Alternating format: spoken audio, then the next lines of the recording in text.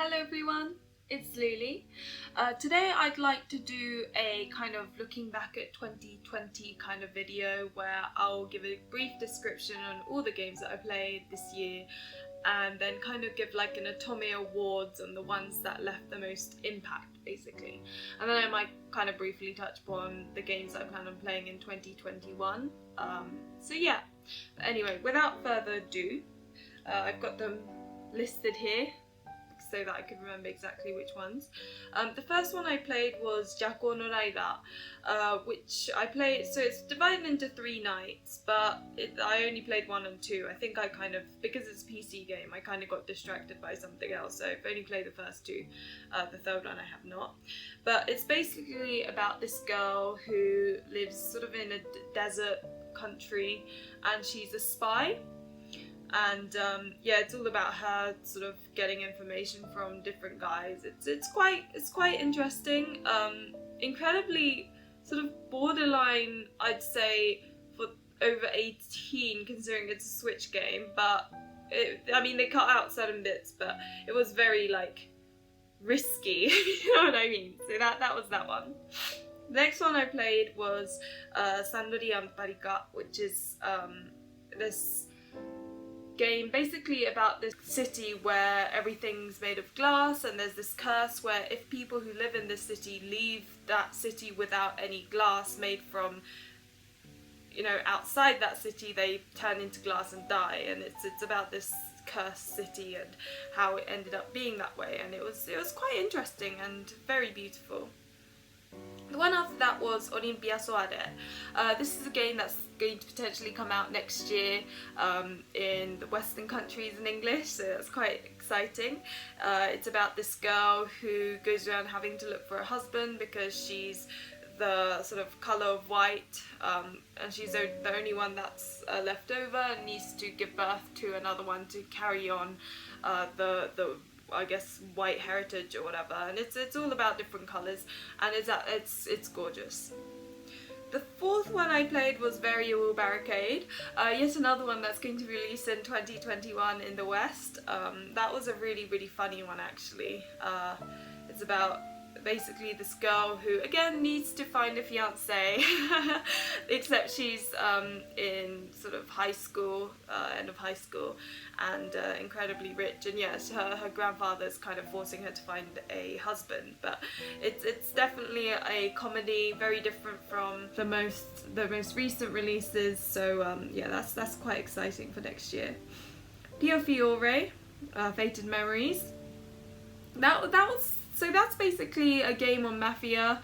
It's already been released in the West in English, and yeah, I think it was the most thrilling, I suppose. It was very action-packed. It's about these mafias that are fighting each other for this girl because she's with something special about her, and it's the most thrilling because, you know, it's kind of like, oh, what's gonna happen next type of thing. And then the next one I played was Varupuruga no Uta, and yeah, that one's quite it's quite different in the sense that it's not a popular title, so it's not by Automate, and everyone wasn't freaking out about it. I just kind of came across it and it was cheap. But it's really cool because there was this vampire that was obsessed with this girl, as well as like 2 werewolf-like characters. It's all like very fantasy based, but mainly kind of vampire based, and I really enjoyed it actually. The reviews aren't particularly great, but I really enjoyed it. I thought it was just kind of different from the usual otome games. The one after that was Psychedelica of the Black Butterfly. That's already released also in the West.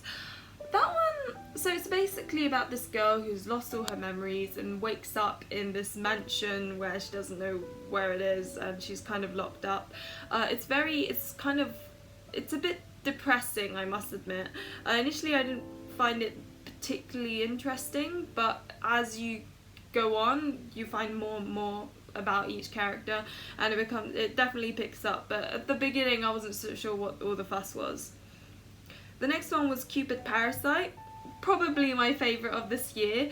It's about, it's very like kind of Greek mythology based, even though the name of the gods aren't yeah, it's really weird because they're called like Venus and Mars and stuff, which is more like Roman gods, but it's supposed to be in Greek mythology. I don't know, it's really weird, but it's basically about this girl who's a Cupid, and she wants to prove to her father that humans can just as much cause people to fall in love and live happily ever after as can the magical power of her bow and arrow.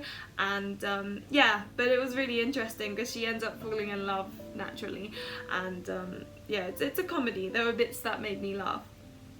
Then after that I played Cafe Enchante, which is another game that was released in England this year. That's about a cafe that the main character inherits from her grandfather, which she finds out is a cafe specifically for fantasy type characters, so you know, like a fire beast, a headless knight, basically characters that you just wouldn't really expect usually. It's interesting.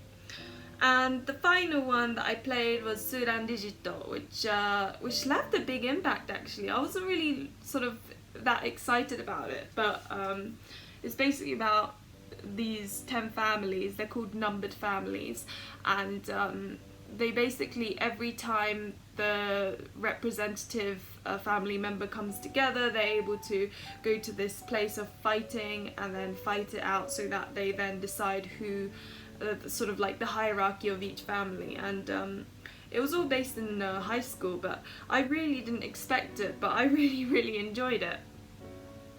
But anyway, so those are the 10 otome games that I played this year. And there's a few more that I kind of picked up and put down, either because I got distracted by something else, I didn't find it interesting, I got bored.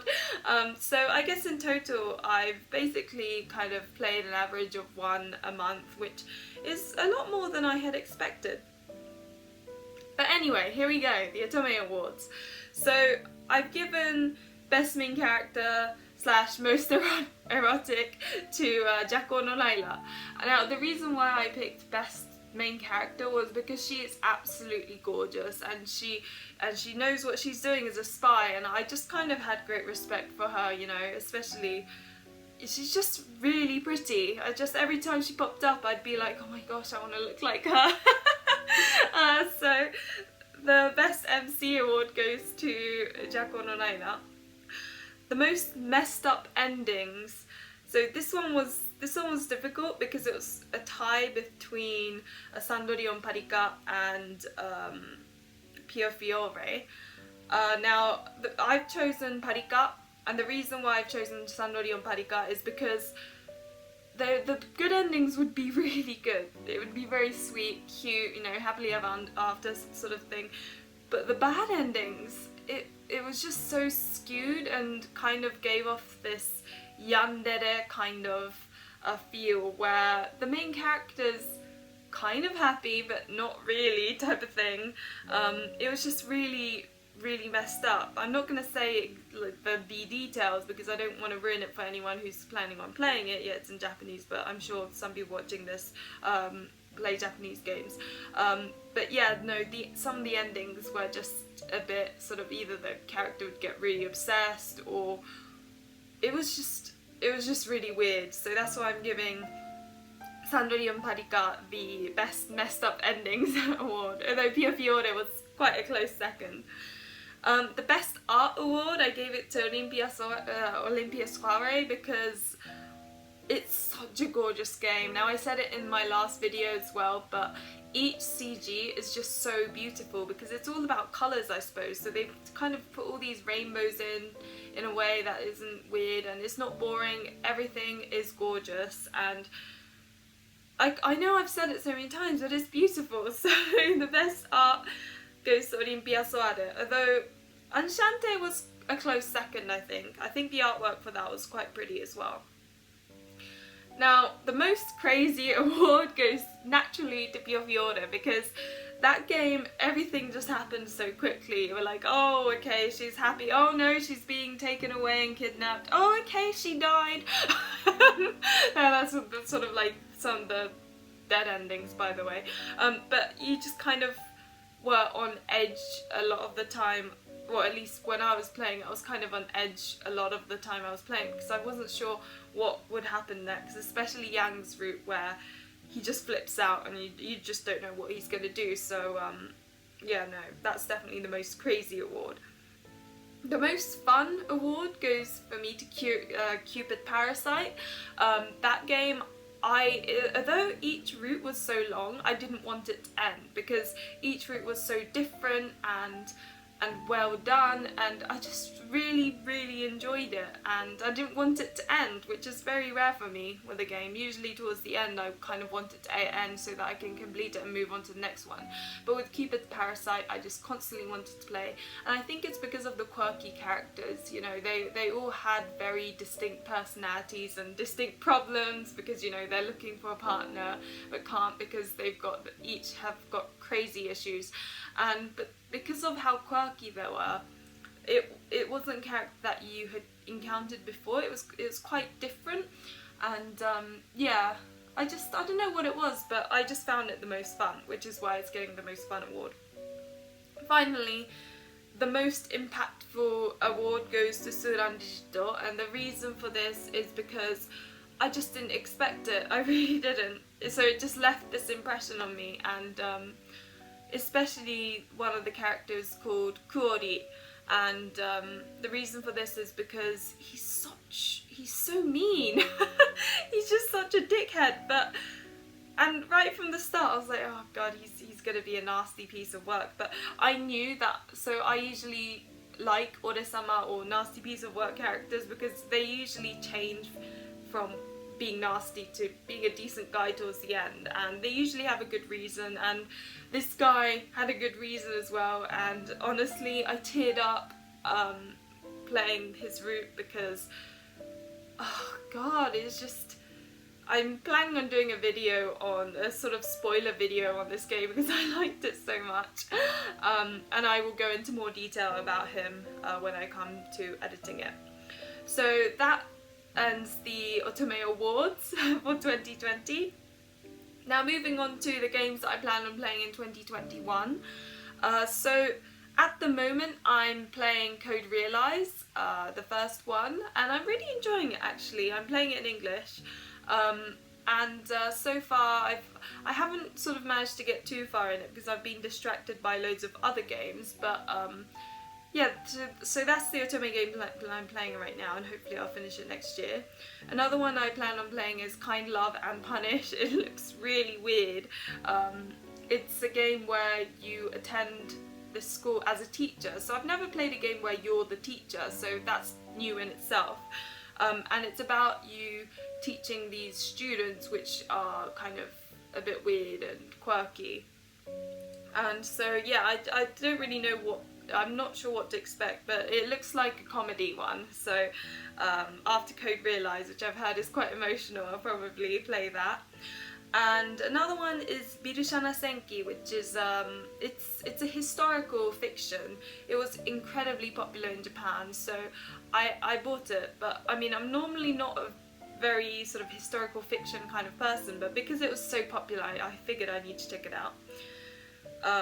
Another one is Sweet Crown, so this is known as one of the most depressing games.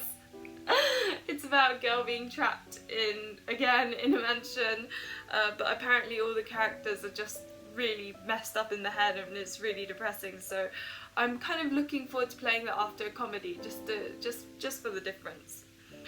There's a new game coming out in Japan called Lover Pretend. That's another game that I'm really looking forward to. It's about this journalist who's kind of, I think it starts off with pretending to be lovers with these particular characters, and I like that concept just because I haven't come across it before. And of course I'm going to play Dairokai Akashimori because that's coming out in the West, and I'm kind of looking forward to that. Hopefully I can make a review video before it comes out, so I'm going to try and play that early on in the year. And then finally Charade Maniacs. So I've had Charade Maniacs for quite a while, but I just haven't got to it because I've heard it's such a good game and I want sort of a big chunk of time that I can focus on it and just binge it rather than, you know, playing it in small bits. So that's definitely on my list for next year. Hopefully when I've got like all the time in the world. So yeah, and that's about basically, I think there's a bit sort of a bunch of people who get thrown into this other dimension, and if they enact things it comes true. I don't know, it sounds really complicated, but it just, yeah, I'm just really intrigued because apparently there's one betrayer, kind of reminds me of the game Among Us. I don't know if any of you have played that, where, you know, there's a couple of imposters. It's a bit like that, but like otome game, I guess. So yeah, that ends the games that I plan in 2021. So that was quite a rambly video. So thank you very much for sort of watching until the very end. Do let me know if you have any questions about any of the games that I've mentioned. I think most of them are unlocalized. The only ones that are localized are Piofiore, Enchante, and Psychedelica, or the Black Butterfly. So those are the ones that have come to the West that I've played. But if you have any questions about the unlocalized ones as well, or the others that I've spoken about, then do comment and I shall reply as soon as possible. But anyway, again, thank you very much for watching. Do remember to like and subscribe if you enjoyed the content, and hopefully I'll see you in another one of my videos. Bye!